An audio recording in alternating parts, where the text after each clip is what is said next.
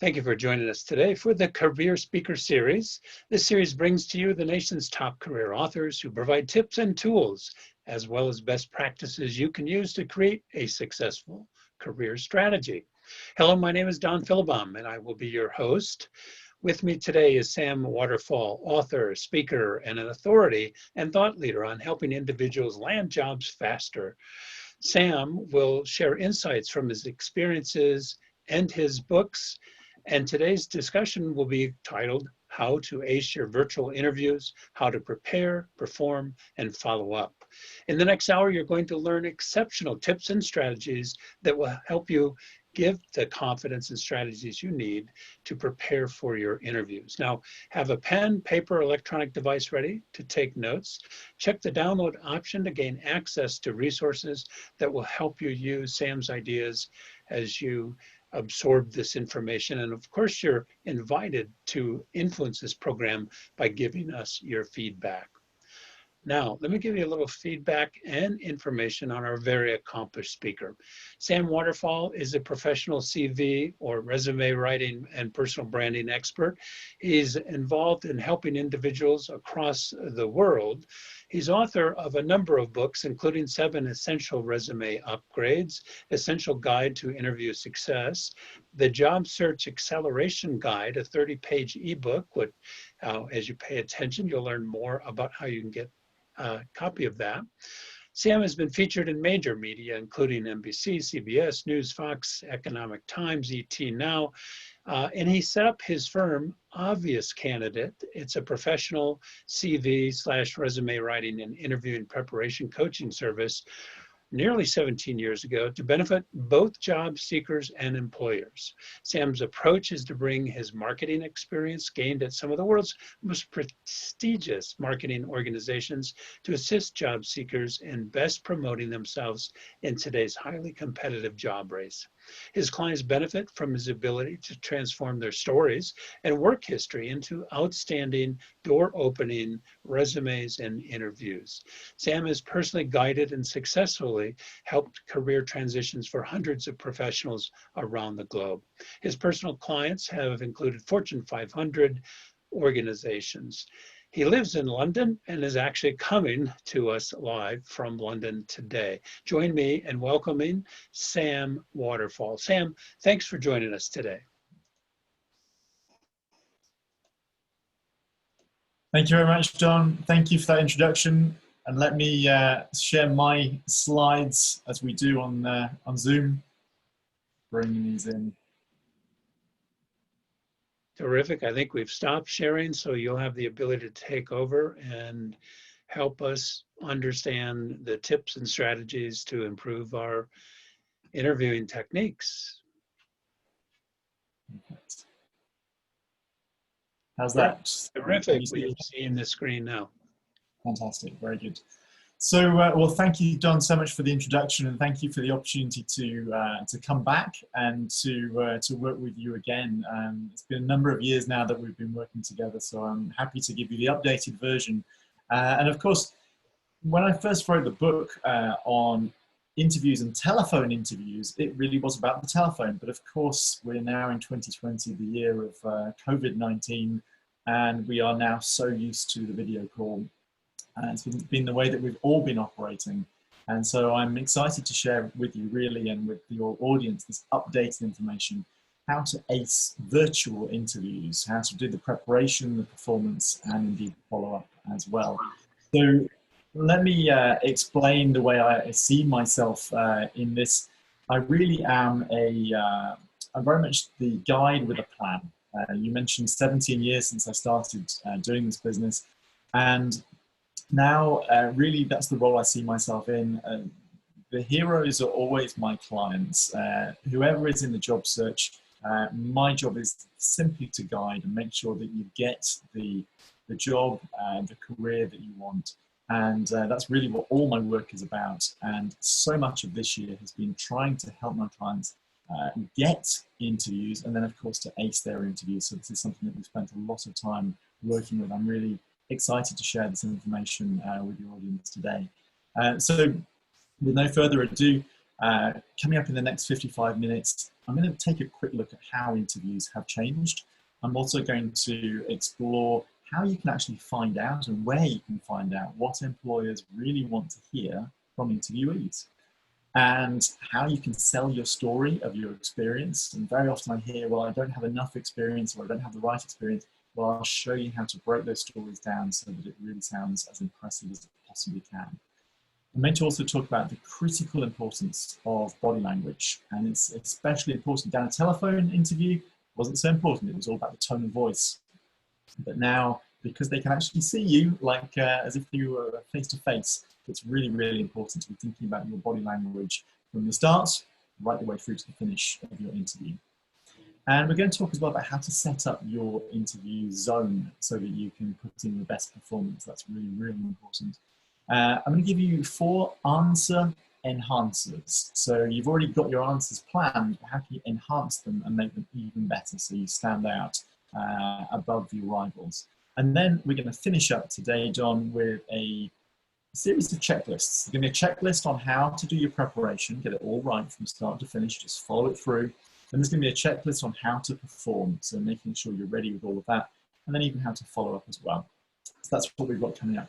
Don, does it sound like we are in the right webinar? I'm guessing so, so you're perhaps on mute. Let me just jump straight in. I'm going to talk about how we've changed the interview process. Of course, we've become increasingly familiar with this kind of setup. Don and I are using Zoom at the moment to record this for you. And it's a way that I spend so many of my hours now. My working days are constantly spent talking to computers, to the webcam. It's really, really important that we learn to get this right. And that's what we're going to think about. Now, why is that? Well, interviews really have changed. Now, we've got 2 particular types that you may confront. The first ones tend to be at the early stages of a selection process. They're used very often for screening. And what these are called, they're called on demand. And it's where the candidate will receive a link so that at a time of their own convenience, they can log in to a system, sign into that, and respond to specific questions directly into their webcam. And these really can be very challenging. They can be very, very challenging moments, because although sometimes you get a chance to re-record if you're not completely happy with your answer, other times you don't, and you just get one shot to maybe take 30 seconds or a minute potentially and give your answer direct to the camera. So the big message here is you must be ready. You must be ready for whatever the questions. Sometimes they'll let you prepare, let you see the questions in advance. Other times it's just quick fire and you're recording it straight there on the hoof, on the go. The other type, which I think are more normal certainly for later on and the sort of later stages of interviews, this is tends to be reserved for preferred candidates for later stage interviews. And you might be one-on-one, having just a normal conversation like you would across a desk potentially in the, should we say, the good old days, with a face-to-face interview. Alternatively, you may have a panel with 2 or more interviewers, and that's even trickier because you're trying to, of course, keep your eye contact, you're trying to watch the body language and the responses of multiple people. And that probably is easier to do in a room, although these days, of course, we're getting particularly used to doing it on Zoom as well, but you're going to have multiple images on your screen at that point, and you're trying to remember what you're saying, and try to hold their attention as well as watch for their responses. So they're the 2 major types of approach. And I've said it before, I'm going to say it again, I make no apology for repeating myself on that. What you really must be is fully prepared when it comes to this. You just don't know what they're going to throw at you. So the preparation, the level of preparation that you can do, and that's what we're going to talk through on this particular session, how you can really be ready, and then how you can perform and get into the actual session itself, and then how to follow up. So let's jump in. The first thing that we're going to look at is how to find out what employers actually want to hear. So a bit of advice, my biggest tip really for you is try to stop thinking like an applicant. If you think in your mind, if you try to imagine the the typical, maybe nervous interview candidate? Well, of course, that's not the person that the hiring manager ideally wants to be hiring. Think about it. What they want is a confident person who's going to come in and ideally be able to start doing that job from day one and move straight on. So hit the ground running is really important. So it's your job to act like the person that they want to actually hire. So think about that. Imagine the person in your mind, and that's the person you've got to portray in your interview. So stop thinking like the applicant, that nervous applicant, am I good enough? And start thinking like the hiring manager to think through what you have to project across the time of this interview. And that is bringing us right into what the interviewers want to hear and how to find that. You can go to the careers section of the company website and find the detail, not just for this job, but for the company in general, for their culture. You can go to the about section of their website as well for organizational level detail and insight, because that's going to be really important to make sure you've understood the background of where you're applying and who you're interviewing with. Look, of course, at the job description, and there may also be a job advert. You can ask your recruiter if you're actually corresponding with the company via a third party, via a recruiter or a headhunter. Speak to them and find out what they know, because very often they've had an interview or meeting, maybe multiple meetings with the hiring manager in advance. So ask them what they think, because they've probably been told exactly who the company is looking for. Ask the company as well. You can actually phone up. I was working with a recruiter just a couple of months ago. She said, do you know, I had 20 candidates and they were all very similar. She said it was very hard to tell discernibly some difference between them. She said, I wish one of them had just raised their hand and asked a question and said, could I have a call with some part of the team or some member of the team to find out more? Somebody had just done something to stand out. So you can ask the company. Another way that happens sometimes, very often on campus, you'll have presentations, and these can be virtual presentations, of course, this year.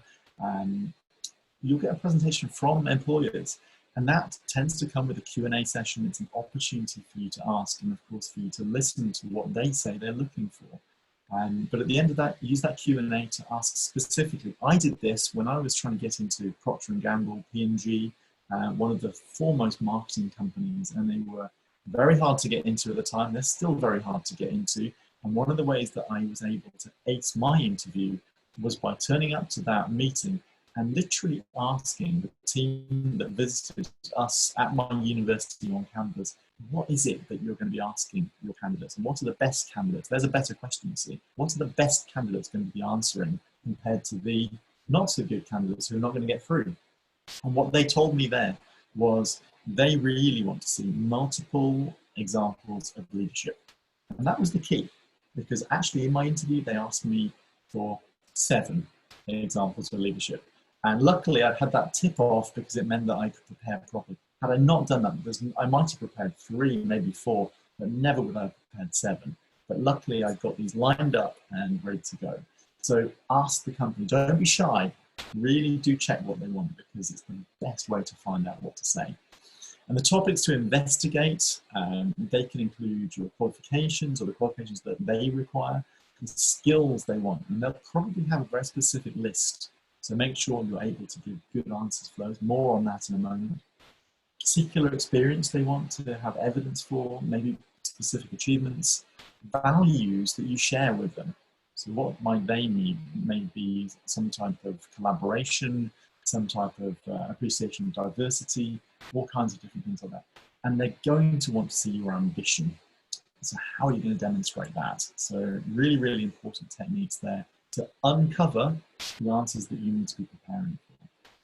Then let's think about how to start to tell and also to sell the story of your experience.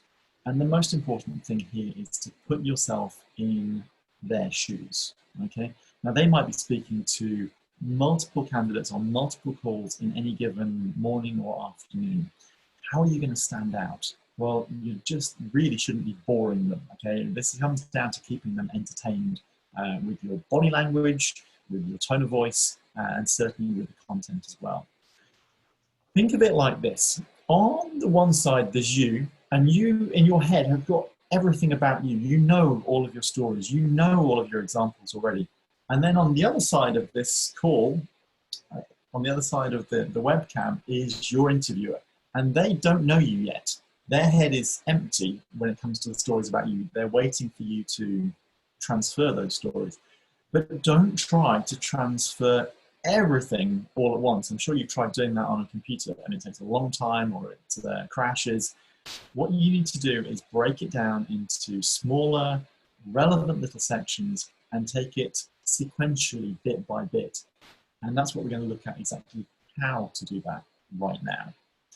So here are 4 steps to preparing winning answers, okay? I mentioned already you have to look at the job description, and I want you to list out all of the skills, all of the behaviors, all of the knowledge and experience that they say they want. Make a list of those things and then work through your resume and assign the very best examples of the times that you have demonstrated those particular skills. And once you've worked out your best examples, and remember, sometimes like my leadership requirement at P&G, they wanted multiple examples of leadership.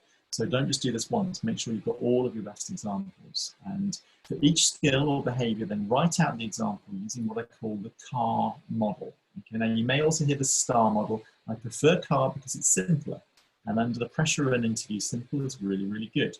So CAR as an acronym stands for context, actions that you took, and the wow results that you achieved with facts, okay? So let's think about the context first. I don't know if you've seen the movie. If you've seen the movie, which is called The Thomas Crown Affair, it's got Pierce Brosnan, and it starts above the clouds, above New York, and you zoom down through the cloud, and then you see Manhattan Island with Central Park in the middle, and it zooms right the way down onto, I think it's Fifth Avenue, and there's our hero on the side of the road, and he's about to get run over.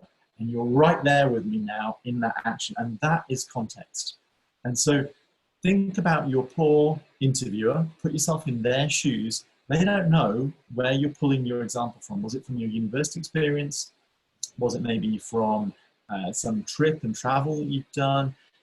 Could be from anywhere, right? So what we need to do is give them this context. Tell them the year. Tell them where you were. Tell them who you were working with, what you were doing. And also, don't forget, tell them the villain of the time. What was making this situation particularly challenging for you? Because if you get that, like I just told you, Pierce Brosnan was about to get run over, but it's actually by a massive truck, and it just stopped before it.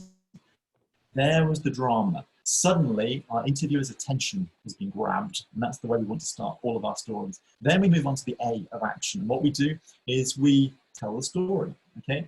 Step by step, not 10 different parts, but just 3 or 4 key actions that you took to get you from the beginning of the story to the end, the most important parts of that, to help your interviewer realize what was going on. And then you hit them with the wow result that you achieved. And you make it a wow by telling it like a punchline of a joke. So you work them all the way through, and then you say, and after that, despite this villain, despite all the trouble that COVID-19 had caused us, I still hit my target. And what you want to get is a little wow, the eyebrows raising, because you want to see your interviewer impressed. And that's how you know you've really landed that wow story. Now I want you to practice. The 4th step is practice delivering that answer in just 2 minutes. Okay, because 2 minutes is a great way to keep it brief. And if they want to know more detail about any part of that, the context, the actions, or the result, they can then ask you a specific question to go deeper into. If you prepare for each of the things that they want like that, you're going to be so well set up, especially for the early screening interviews or competency-based interviews. So that's how I recommend to go ahead with that. And there's 2 ways really to tell any story. And sometimes interviewees make the mistake of not giving enough detail. So here's one version of the story. Well, you could say that I got started in door-to-door sales, and then they just pause and that's it. Or you can see that there's a more detailed version of this story. I applied for and was accepted into a tried and tested and proven summer sales program. I received sales and motivation training at my UK university between January and June. See the details in there? I attended a 1-week intensive training boot camp in Nashville, Tennessee in June. I learned so many details about effective selling, from goal setting to building interest, and I became an expert closer. I was allocated a sales territory in Denver, Colorado. And by the way, I had to get myself there by buying my own car and driving myself there to my new sales territory. I personally set up my own business. I worked on 75 plus hours a week, a full schedule across 6 days, selling study guides to families across the entire community.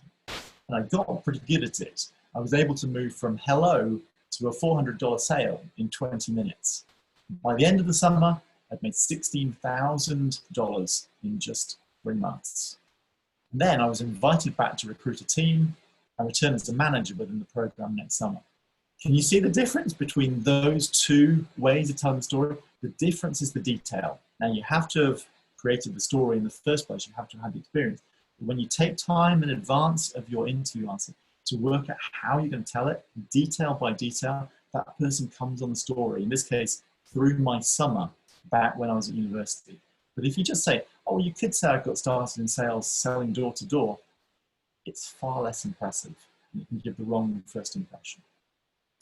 The next thing that we want to think about here is the critical importance of body language. And you've seen me doing this all the way through this webinar. If you're watching my picture, you've seen me talking about little things that make a big difference. You've seen me talking about the start of something right the way through to the end of it. And that body language is so important. This research, these numbers came from Dr. Morabian. And Professor Morabian, in fact, he actually discovered that out of effective communication, body language, that's all of this, and the way that you're moving, that stands for 55% of your total communication. 38% of it comes from the tone of voice. How enthusiastic are you? Because you can actually be enthusiastic with a whisper. But you could also raise your voice as well. And doing both, of course, I emphasize it now, but doing all of these things gives you control of the interview. It shows that you are being assertive with the information. And guess what? The words that you have to say, they really account for a very small amount of what's remembered at the end of the communication, just 7%. So it's really, really important. And you can do this, you can make a great job here by doing a few of the big wins. The big wins are having a smart appearance. Don't turn up looking scruffy. Smiling as often as you can. You might even want to put a post-it note with a smiley face behind the webcam to remind you and to keep you smiling. It will actually improve the tone of your voice throughout the entire interview. Keep smiling. And good eye contact as well is really, really important. Even though it's incredibly hard to do when you're in a video conference. And of course, the big fails are consistently looking away. If my attention's somewhere else, that doesn't really work. And maybe arms folded, disinterested. These cues are really damaging compared to being like this, being much more focused, much more enthusiastic as you give your stories. And of course, the way we set up is now so important for a successful online or virtual interview. This particular setup here, you may have seen this, it's been repeated, I think millions or even billions of times now on social media.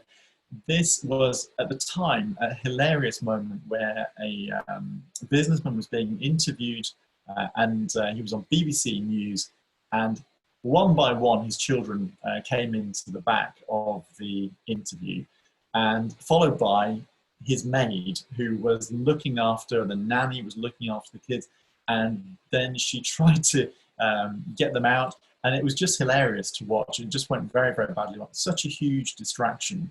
So making sure that you've got a distraction-free environment is absolutely critical to make the right first impression for an interview. You don't want those distractions, trust me. Of course, also being at the right sort of distance from the camera, setting up the scene is very, very important. It's a little bit like Goldilocks and the three pairs, I guess. You don't want to be too close, you don't want to be too far away, you want to be just right in the middle. And so when we think about setting up your interview zone, space that's making this work, I recommend as much as possible a plain white background. It can be really distracting if you've got lots of old family photographs or other things behind, interesting paintings on the wall. You don't want the attention to be on the interesting painting behind you on the wall. You really want the attention to be all about you. And that way you're not distracting or making the interviewer think about other things. The focus is purely on you. Make sure you've got lighting in front of you, not behind you. Otherwise you can look like one of those sort of witnesses in a witness protection program, all completely silhouetted out. We don't want that. Make sure that your webcam is at the right height so that you're looking slightly up, not down. Not nice to be looking into people's nostrils right the way through an interview. We don't want that. It's not a good look. You want to make sure you've got rock solid Wi-Fi. Really, really important, with no interruptions. So tell your family, tell your flatmates, tell the cat, tell the dog, send them out. Really, really important to make sure there's no interruptions. And then we've got our virtual interview enhancers. But before I come on to that, let me ask Don. Don, from what we've been through so far, are there any questions, or is that clear from what you've been hearing so far? Yeah, I like how you have mentioned we need to stand out and act like a manager. So many times we feel like, well, I got to tell you about me, but I forget how to position me to benefit the interviewer. How do we do that? What are the tips you can provide us to kind of keep us on track to balance that? Sure. Well, it's a great question. Thank you, John, because so often it's why I say it's my number one tip for anyone, really, because we can get so self-absorbed. We think, oh, the interview's all about me and me showing what I've got and me telling my stories. The reality is, yes, you've got to demonstrate your competence. You've got to demonstrate the right information that you can share. However, you've got to demonstrate it in such a way that that interviewer can see you. They can picture you doing the job. And what they really want is not just someone to robotically answer interview questions. They want you to be able to really hit the ground running, as we said. They want to be able to see someone who can imagine how their skills can help the company meet its targets, meet its objectives more quickly. And that's what they're really looking for. No one has jobs. No one has a pile of cash that they're just trying to give to someone as a salary. And I think sometimes we think a bit like that. We think, I'll get one of those jobs and they can give me the money. Actually, the job only exists because something's not working, something's not getting done. There's a job there because it needs you to come in or some other candidate to come in there and fill it. So we need to demonstrate that we can help them solve their problems and do that quickly. So always keep that in mind with your answers. There's a neat way of actually adapting the car process by putting a learning on the end of it, or so that on the end of it. So it might be, here's the context, here's the actions I took, this was the result, and that's important to your company so that I can do this, I can solve problems for you, I can do sales for you, I can help quality control for you, whatever it might be. But you show them, you twist your answer so it's less about you and it finishes up showing them how you can help them. And I think the statement you shared where a hiring authority lamented to you that she had hoped somebody out of 20 people stood out, but they didn't. And it just reminds us the importance of practice, practice, practice, and have that hook so you are memorable. You're quite right. And I think as well, it also shows us that sometimes we think, the numbers we're hearing at the moment in terms of job search are really against the candidate. We know that there are often multiple hundreds, sometimes thousands of applications going in for just a single position. And so it's easy to think, well, it's impossible for me to stand out. And actually, it isn't. If you do the extra mile, go the extra mile and put in that extra bit of effort, sure, it may not cement you the job. It may not be the concrete answer to getting that. However, it can go a long way to helping you stand out or pushing you further through the process than you might have otherwise got. So don't hesitate to really try to stand out, do something. I don't mean anything crazy. It doesn't need to be crazy to stand out, but actually it's about an intelligent way. What's going to be relevant to, again, put yourself in the shoes of the hiring manager. If you were that person, what would you like to see from a top candidate to really stand out and go the extra mile? Makes sense. One more question before we get back to the content. What can we do to practice our video interview sessions? Are there some ideas where we can actually record ourselves and maybe have someone share some observations? Yeah, well, I think, of course, if you haven't been in lots of Zoom calls or lots of video calls, then actually doing it together with another candidate, or if you can, perhaps find somebody who's been in business for a while, and maybe with some interviewing experience, and get them to actually put you through your paces. I know, I think we've been getting lazy in our household. We've started to FaceTime between different rooms. So it's easy, of course, even if it's just a flatmate in a different room. The reason I obviously bring that up is because it doesn't need to be someone far, far away, although it can be. That's the beauty of the virtual interview practice.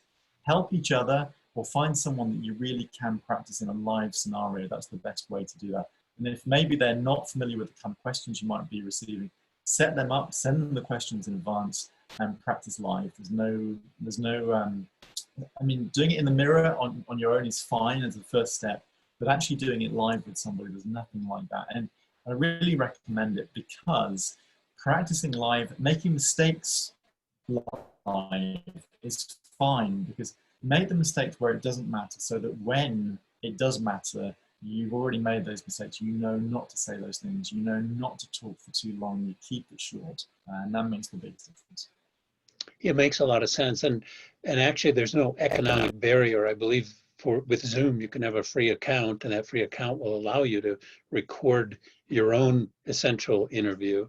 And I believe it even will give you a transcript, so you can kind of come back and read through how you're coming across. So great ideas. Let's continue with the presentation. I love what you're sharing with us. So thank you very much, Don. We'll come back into this now. So this is now our virtual interview answer enhancers. Okay, so the answer enhancers. How do we make our answers that we've already been preparing even better? So 4 tips for you on this. The first one is to add details and facts. Now, be careful with numbers. Numbers are really important to put in. You want to be able to demonstrate that you are numerate. It's one of the most important areas for many jobs. But sometimes people, either because they haven't thought through or done enough preparation, or because they think, well, they just will pick a number. Actually, it's really important to speak truthful numbers and also detailed numbers. If an interviewee speaks to me in an interview and says, well, we increased it by 50%, and then they might say, oh, well, we increased this by 200%. Now, those things may be true, but it sounds like an approximation to me. It's very rare in business that you get something which is so precise at the 50% level or the 200%. Far more likely it was 46%. Now that's a much more believable answer for an interviewer to hear, and probably for me, I'm going to drill into that detail and probe that answer far less. But if someone starts giving me these rounded numbers, I'm going to say, well, are you making those numbers up? And I'm going to put you under some more pressure. So watch out for that. Make sure you know your numbers and try to keep them factual. Don't round them too much by giving precise numbers. If you raised $15,000 for charity, maybe it was actually 14,612 or something like that. Give them the real number. Really, really important to know those details. So details and facts make the story. You saw the story about the introduction to sales as a summer holiday job. It was the facts there that made that story interesting and compelling and impressive for the interviewer. So don't go light on the facts. The second answer enhancer is to tell short stories to maintain interest. We've both picked up now, Don, on the story I mentioned where my client she was just wishing that one of the 20 candidates would just raise their hand and do something to actually stand out. That's really, really important. And so far, people just hadn't been doing that. So telling little stories, little anecdotes, that really helps people to stay interested. When I told you that perhaps the story of Pierce Brosnan in the Tom's Crown affair, you were right there with me in the action of that movie. So you can do that, and the detail from the stories helps people to come along with you on that journey. Engineer wow impacts and endings, okay? So, for example, if we were telling a story, maybe it's been the year of COVID-19, it's been 2020, and because of that, things have been harder. And maybe half of your team that you've been working with was furloughed, or they'd lost their jobs, they'd been laid off, but the existing team was still challenged to still hit the targets. And if you go through that and you explain what you did, and so in order to hit the targets, we did 2 or 3 things that were different. And by the end of that, despite the problem, we actually managed to hit 110% of our target because we worked smarter. That's going to get the wow impact. So it's all about working through, explaining what you did, and then giving the numbers at the end. Remember, not 100% of the target, but 110% of the target, making it much more specific. Okay. And then the 4th answer enhancer is about signposting, numbering, and mirrored anchoring. Now, what are those things? Signposting is how you use your body language to explain part of the answer. So you might say, and you might say to the kind of question which would be good for this is, why do you think that our company would be good for you? And, or it might be, why do you think that you would be a strong candidate for this role? And those kind of questions lend themselves to a numeric answer. And what I mean by that is when you say, well, actually, there are 3 reasons, and that's a signpost. There's 3 reasons. And the first answer, and you use the body language, it's the numbering, counting on your fingers, very basic, but it helps the interviewer to know where you're going. So if you've got 3 reasons why you think you'd be a strong candidate for this job, and you really should have before you go into the interview, then you want to say, well, the first reason is this. And the second reason, as soon as you say that, it grabs the interviewer's attention again. They're listening again because they know they might have been taking some notes, but now they're with you again. They're ready. They're really listening. What's the second reason you're a strong candidate? And then the third and the final, and perhaps the most important, so by doing that, you've signaled again, and the most important reason I'm a really strong candidate for this role is this. Okay, and so by doing that, you really keep re-grabbing your interviewer's attention, and that's really, really important. So they hear the details that you want. If you just listed them all out in one long sentence, chances are some of that detail is going to get lost. So you're using signposting to signpost the best and most important parts of the answer. And you can even say that, that's another signpost to say, and I think this is the most important thing. And by doing that, you really make it very, very clear. And mirrored anchoring. Anchoring is when it's like a neuro-linguistic programming technique. And anchoring, you can say, this is the start and this is the finish. And the reason that this is mirrored is because I'm doing it in reverse in the camera. So this is the start for you over on the left-hand side. And then as time goes by, we get through to the finish of the answer. And what you might say is, well, at the beginning of the project, this is what we were doing. By the middle of the project, we were doing these things. And at the end of the project, and of course, your interviewer is able to follow through that chronology. And your body language is so important because they don't know when you can start and finish. But by doing this, they know you're approaching the end of your answer. And so that really helps with people listening. You know that. You've all been there in that presentation where they say, and the final slide or the final thing I've got for you today, and everyone's attention comes straight back to it. So you're constantly grabbing the attention of the interviewer because that way they won't miss your most important points. Okay, so that's what we're trying to do. Now, let me move now into the final section of this. This is where we're going to start the checklist. But again, let me reach out to you, Don, and just see if you've got any more questions from any of those virtual answer enhancers. Let me go back a slide there and just see if you've got any questions on those. Sure. Two points that I picked up from there that we're getting feedback on too, is your point about, I think this is the most important part of my contribution.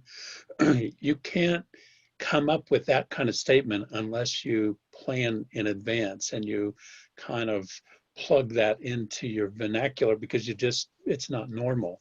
I love that idea. The other thing that you shared is, and the final point I wanted to share with you, again, using the body language, as you're saying, I think those are powerful things. And that's the kind of probably tipping point that human relations person was looking for.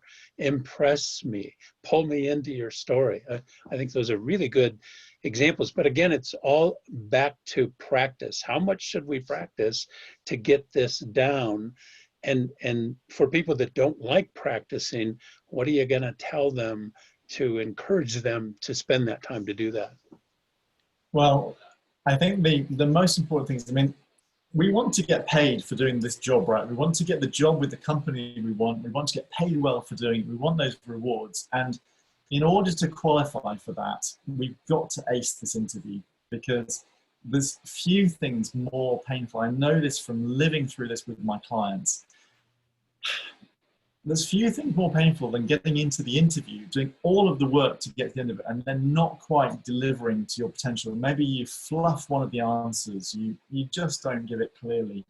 And if you are down to the final two, and I've seen this, of course, too many times, there's always someone who is the loser in the final two when there's only one role. I mean, it's very rare that two people get appointed. It has happened. But by missing out, getting pipped at the post, as they say, at that final moment, is tragic, because you've done all the work to start getting that job that you wanted and start receiving that salary, those benefits, maybe elevating your career as you go. And so that's why you've got to practice, because it's the practice where you start earning.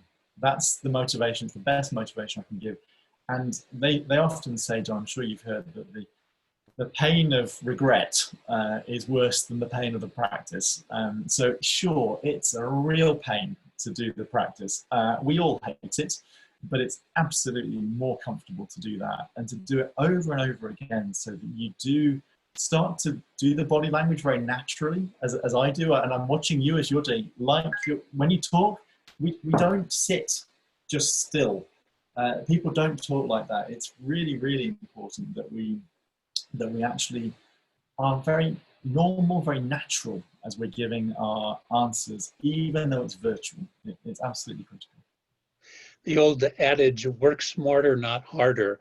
I was told that by a guy named Tony Bashara, who's written dozens of books. He's a Dr. Phil go-to guy when one of Dr. Phil's guests needs help on getting a new job.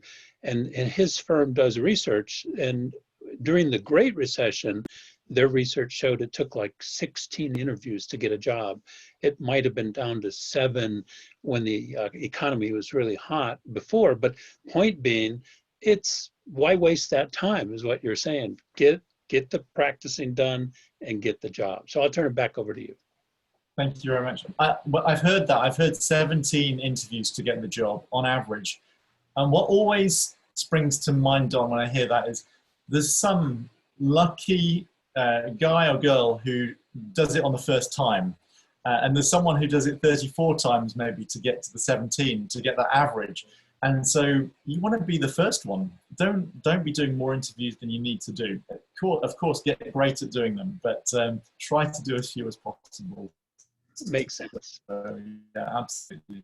Let's jump in then to the checklists for virtual interviews. So with these, this is starting, the first part of these is all about how to prepare. And I've actually got 3 slides for you on how to prepare fully. So let's take these into, I think, print out a copy of your resume or the application form, the cover letter, etc., that you have used for that application. And you may have made multiple applications before you got an interview, before you were successful at. You need to make sure that what you have, as you're applying online, sometimes you press send and that application has gone. So as you are applying online to companies' forms, make sure you're either screen grabbing or you are copy pasting those answers that you're putting in, because otherwise it's gone, it's out of your hands. They may come back to those answers that you've given and ask you questions about them. Likewise, it's very normal in an early interview for them to ask you to discuss or talk through the experience that you've listed on your resume. Or they might point to something in your cover letter and ask you a question. So part of your preparation is having that ready, because they might say, it's a very reasonable thing in an early stage interview. Don, could you talk me through your resume, please? And imagine you don't have one. At that point, you're completely unprepared. And so it's very important to have that just in case. They may not, they may have all kinds of other questions, but you don't want to be caught out with that kind of thing. It's very simple, easy to make sure you're ready. Print out a copy of the job description as well. Now, you can have these things on your screen because we're talking virtually here. That's great as well. But Sometimes it's difficult to maneuver it when you're in a Zoom call. It's not always easy to do it over the top of something else. So make sure, and you may be using other bespoke software as well for your online or virtual interviews. So having something which is a note. Now, if you don't want them to know, the tip is, of course, to put it behind the webcam, put it on the wall behind, and that way you can be looking at the camera, but actually checking your notes as well. So that's a great way of doing it. The other thing is that if you move it on the screen, they can't tell exactly where you're looking. And as long as you're looking just about at that webcam, you can also have your notes maybe on Keynote or on PowerPoint or in a Word document so that you can scroll through. So you can be ready, but having that job description, because they might ask you questions about the job description that you're applying for. That's very reasonable as well. Then the next thing, the third thing, is to research the company or the organization via their website. Absolutely inexcusable in an interview to say, well, yeah, I was going to have a look at your website. You were going to look? No way. You know, you need to, I recommend 6 hours minimum as a time to research the company, to look into the detail. And some people just do not take that time. But unless you know all of the detail, what we're talking about, the next point here, research their products, their services, their brands. Also, who are their competitors? What have they launched recently? Do they have TV adverts? Are they advertising on social media? What's their presence? Where they're out there on the internet? We really need to know all of those details. Incredibly important. It may not come up, but what if it does and you haven't looked? You're really underprepared at that point. So checking all of those things, and especially, like I said, who are their competitors? Because they might ask you a question like, who do you think our main competitors are? What if you haven't looked? Or compared to the answer where you say, well, I've done some research into what you've been doing and I can see you've got different competitors across different parts of your business. In this sector, I see you're up against company X and company Y, and they've been doing this and this. Suddenly that kind of answer just shows that you've been professional, you've done your research. Knowing what brands they've launched. Have those brands launched a new product? Is there something where all of their noise has been about the launch of the new, if it was Tesla, of course, we all saw the launch of the Tesla pickup, right? The truck that came out fairly recently. And so that kind of knowledge, knowing what it is, the specification of that product, why it was newsworthy, what they did, the stunts, that one, I think they shot at it to show you that it was bulletproof, you know, all kinds of things. If you know the detail, you can have a sensible conversation with the interview about these things. Also, who are the key people in the business? If you're applying to the marketing department or the brand management team, who is the chief marketing officer in that company? How long have they been there? Have they made any statements? Are there any videos of them on YouTube talking? What is it that they're looking for? Who's the chief executive? Okay, who are these people, and how has the company been doing as well? You know, what's their financial statement? Have you looked into all of these details? So don't miss out on doing this good, detailed background research. Also, your interviewer, point number 6, make sure you've researched your interviewer. You can get onto LinkedIn, make sure you know their career history, and also, if you use the Google Chrome browser, I don't know if you're aware of this, but there's a thing called Chrome extensions that they sit up there, top right. You see what I'm doing there? That's anchoring, mirrored anchoring. Okay, top right in your Google Chrome browser. You can go to a website called crystalknows.com. And Crystal Knows is a very neat app. And what it does, it takes the psychology, it analyzes and uses AI and machine learning. It analyzes the profile of, in this case, your interviewer. And it will tell you about their personality based on the analysis of this, based on having analyzed lots of other profiles as well. And it will tell you whether this person requires very short, direct answers, whether they're analytical and they want numbers, whether they're a people person and they want to know all about how people felt. So it will advise you on the way that you can actually effectively give your and tailor your interview answers for that particular interview. If you've got a panel of interviewers, you look them both up on Crystal Knows, and you might find they're both different. You give short answers, direct answers to one, where it's more sort of people-focused answers maybe with somebody else. So Crystal Knows is a fantastic way of doing background research on the people. By the way, do not Facebook stalk your interviewer. That's not cool. Don't tell them that you think their children look cute or something like that. It's not going to get you any points at all. What I'm just talking about is professional understanding of where this person's coming from. Very important then is that you prepare answers to all the key questions. There's no excuse for not doing this. So if you want to know more about this, by all means contact me. I can give you a complete list of the likely questions you're going to face.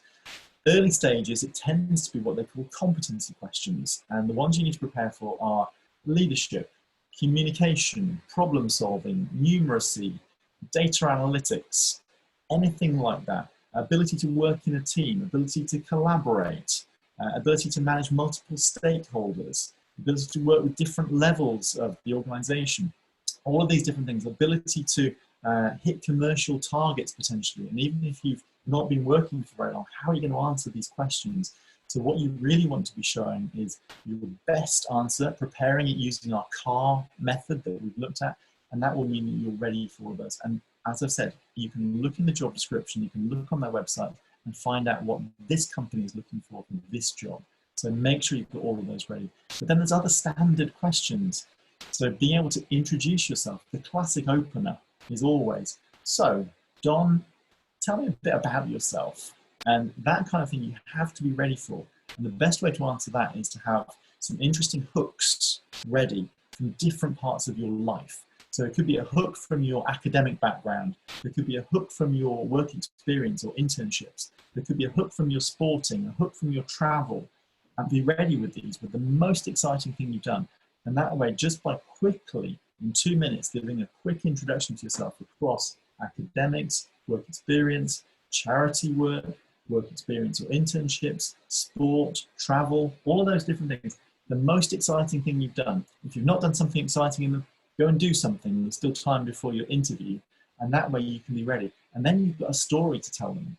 You'll find very often that the conversation doesn't get past the first one or two because the interesting hook will inspire them to say, oh, you traveled to Vietnam. Tell me more about Vietnam. What was it like when you were there? Or I was also in Australia. Can you, which bit were you visiting? And that builds rapport at the start of the interview. So get your hooks ready for the introductory question. They might say, can you talk me through your resume? In which case, be ready to do that. Not every single detail, just the hooks from the resume. So you start to inspire a conversation. Another question you must know about: why our organization? What are your strengths? Why are you the best candidate? All of these kind of things are standard interview answers that you must have prepared. And for answers, as we said, like, why would you be a strong candidate? You might use the numerical answer again. There's actually 3 reasons. The first one, the second one, and the third and most important. And that way you're anchoring those answers and you're making crystal clear to your interviewer why you're such a great candidate. Let's keep going with our list. Point number 8. Have your bullet point answer notes open on your screen or printed out on the wall behind your webcam so you can reference it if required. By the time you've done all this preparation, hopefully you won't need it and you'll be ready with your answers. But just in case, it's better to have something that you can glance at. And that's one of the advantages of a virtual compared to a face-to-face interview.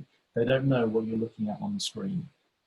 You can also practice saying your answer out loud. Don, we've already talked about this before the course. So do it out loud, but also do it virtually. Have a practice call with someone you can trust so you can make the mistakes with them and not making them live in your real interview.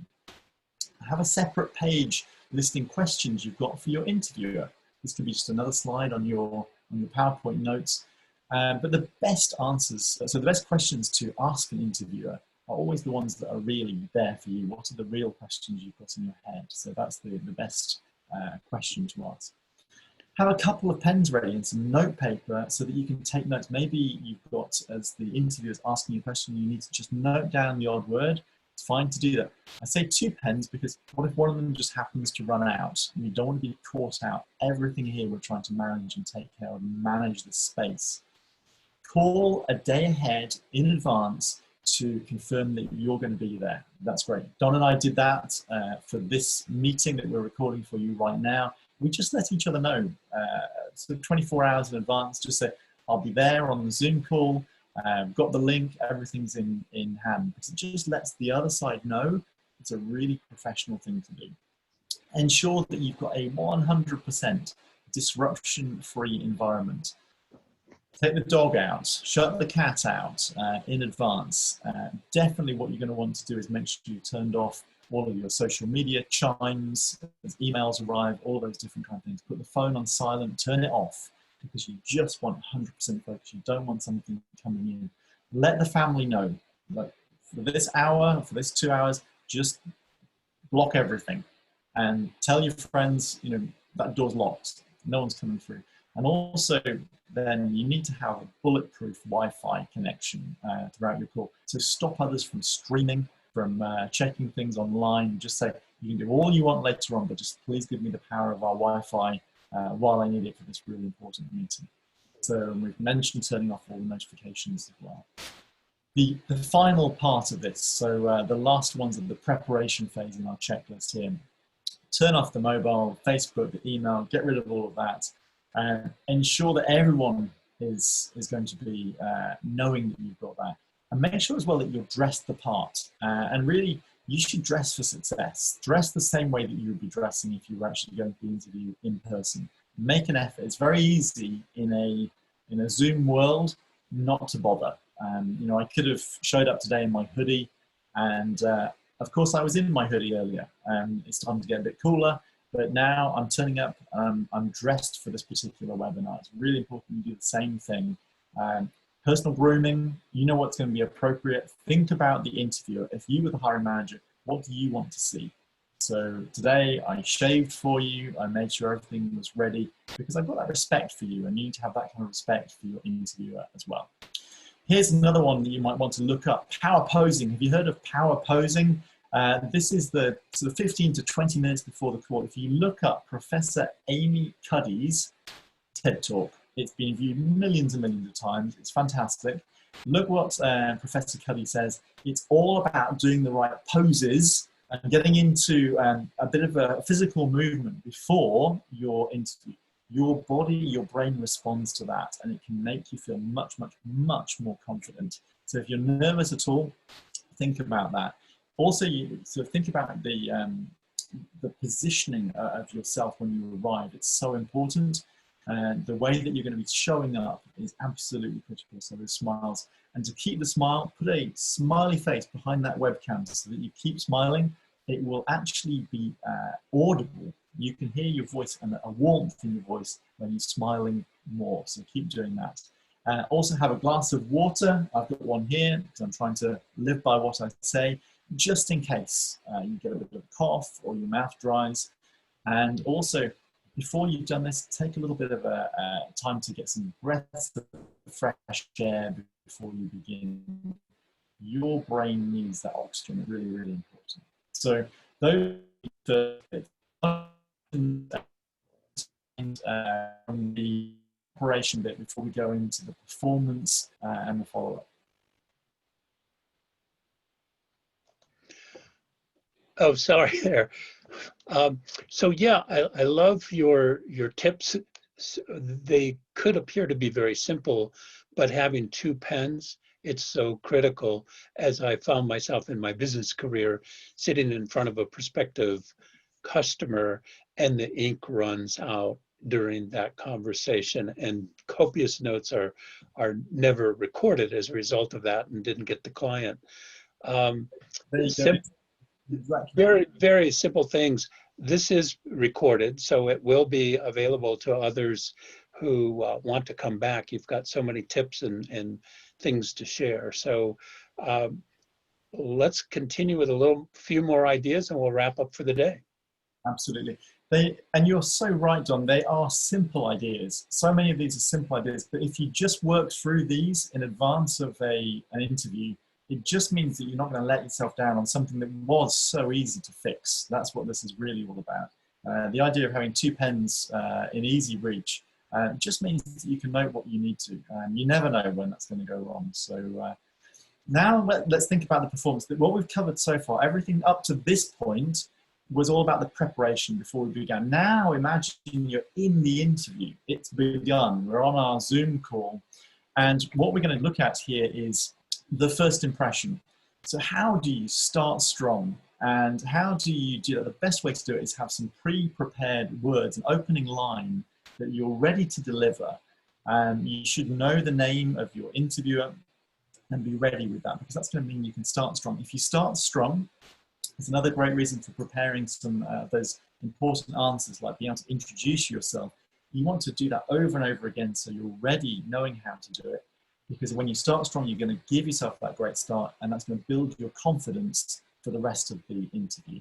Start strong as well. Your interviewer is going to give you a bit more leeway if something else goes wrong.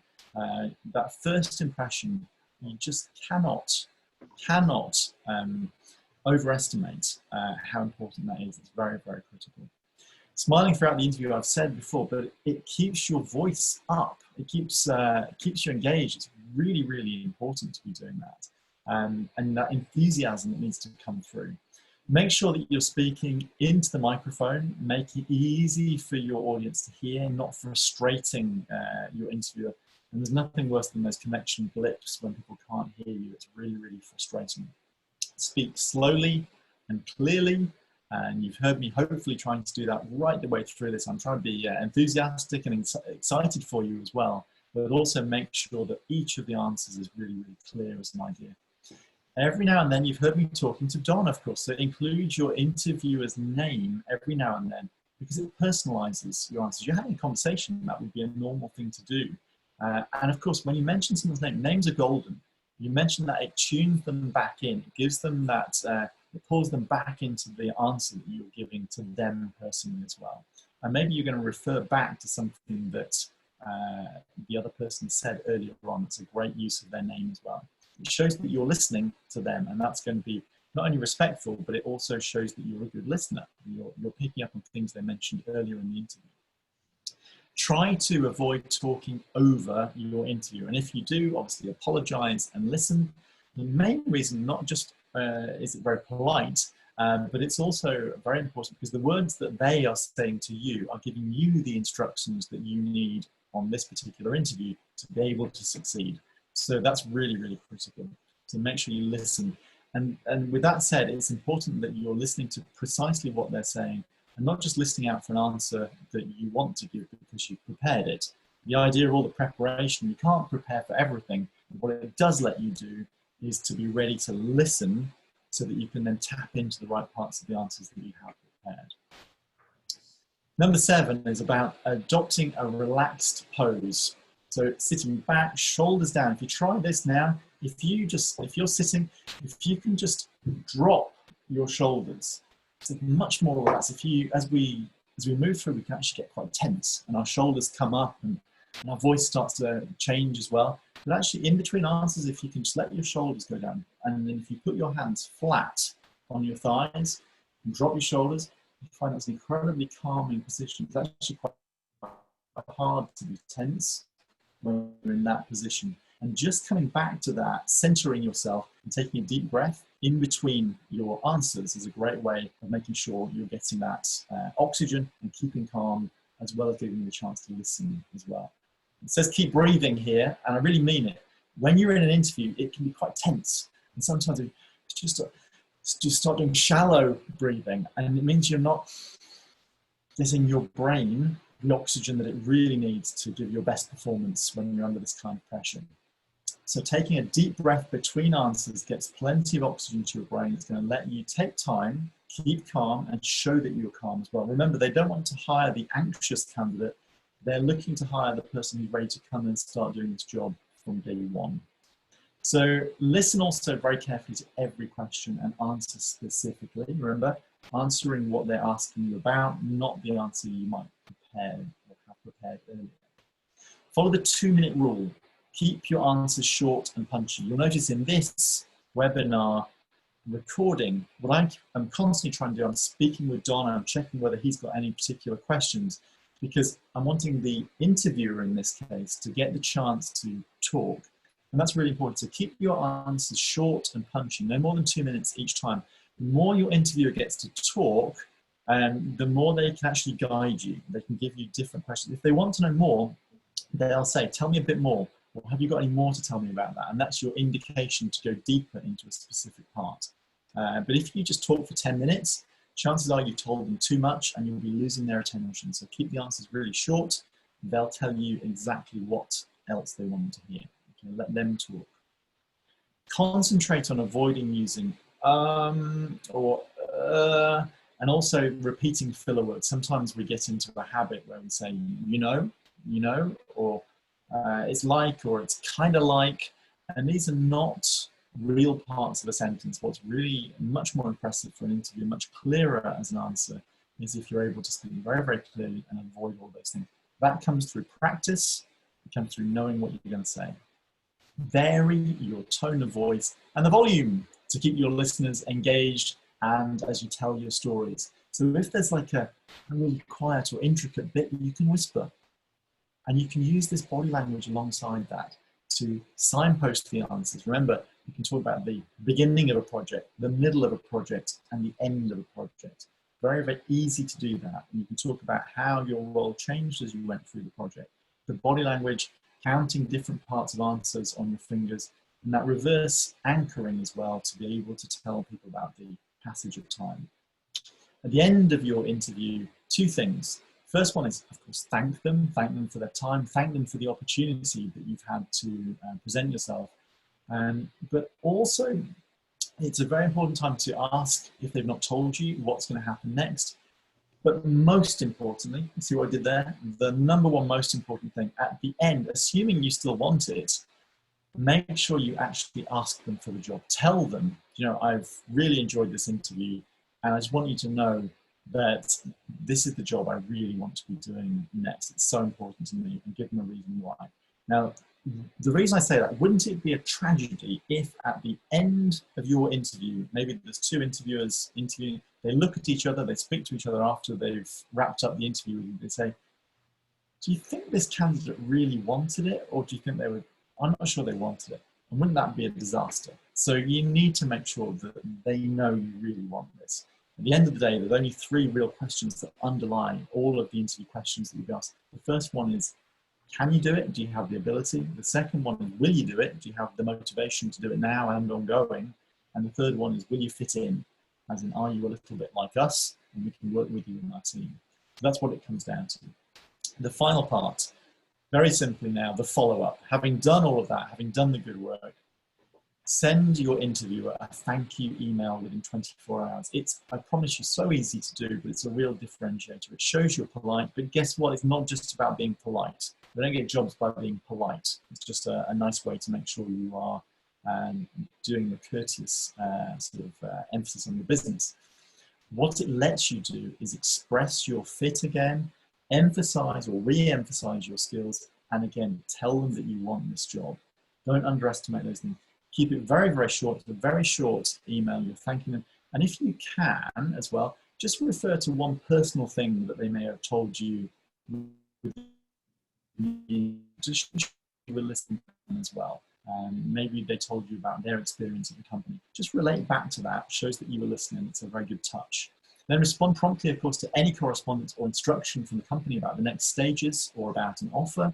And just as a warning, don't resign from your other job just yet. So wait until you've got the written offer before deciding whether you're going to accept that offer or whether you should be resigning from something you're doing at the moment. That's really important. So with all of that in mind, I just say here, please take what you've learned, what we've been through today. These are tried and tested and proven ideas that make a big difference. That most of them are very, very simple to do, but we just need to apply them. So take that and make a difference with it, as Tony Robbins said. And of course, if you would like any more help, then that's exactly what I do. I spend my days helping people to land the jobs, whether it's their first jobs or their dream jobs. That's what I do. I help people get the jobs they want and improve their salaries and improve the careers they're building. So please check me on LinkedIn. Let's link there. I'd love to have you as part of my network. I'm sure you'll be going on to do great things in the future. And if you'd like a copy of this presentation, Don's going to have those slides for you. But also if you'd like a copy of my job search acceleration guide, this is my latest 30-page ebook. And this has got 7 strategies, the detail of how you can speed up your job search. So all of that is in there. It's free to you. All you have to do is email me, sam@obviouscandidate.com, and just let me know. Say, Sam, can I have a copy of the job search acceleration guide? I'll be delighted to send that to you. And if you need any more help, you can get started for free at obviouscandidate.com. Don, so there we go. We've reached the end. I hope that anyone who has been watching this from start to finish is now so much clearer on how to prepare, how to perform, and how to follow up their virtual interview. Sam, really great advice. You've just reminded us how much work there's involved in preparing for an interview. Your 6-hour recommendation is something that we all need to take with us. And then the tips, bullet by bullet and steps on what you offered are going to help us get jobs. Thank you so much for taking the time and being generous to share your 30-page booklet with our audience. My pleasure. And to our audience, thank you for taking the time out of your very busy schedule to join us. Your continued investment in your career will not only give you greater control over your career, but your personal happiness too.